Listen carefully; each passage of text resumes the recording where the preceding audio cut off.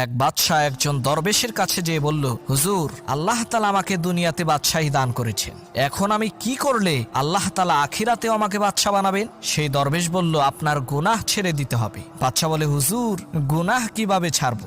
দরবেশ বলল, আপনি প্রত্যেক দিন 100 বার মৃত্যুর কথা স্মরণ করবেন। বাদশাহ বলল, ঠিক আছে। 1 মাস পর বাদশাহ আবার দরবেশের কাছে এসে বলল, হুজুর, আমি স্বর্ণের তৈরি তসবি দিয়ে প্রত্যেক দিন 100 বার মরণ মরণ তসবি জপি, তারপরও গুনাহ ছাড়তে পারছি না। দরবেশ বললেন, তোমার তো মৃত্যুর কথা স্মরণ করা একবারও হয়নি, তুমি তোমার বাদশাহী একদিনের জন্য আমাকে দাও, আমি তোমাকে শিখিয়ে দেব কিভাবে মৃত্যুর কথা স্মরণ করতে হয়। বাদশাহ বলল, ঠিক আছে। এবার দরবেশ ক্ষমতায় বসলেন, সিংহাসনে বসেই জল্লাদকে অর্ডার করলেন, বাদশাকে এই মুহূর্তে হত্যা করো। জল্লাদ দৌড়ে এসে বাদশার গলায় ছুরি ধরার সাথে সাথে বাদশা জ্ঞান হারালেন। জ্ঞান ফেরার পর দরবেশ তাকে বললেন, সবেমাত্র একবার মৃত্যুর কথা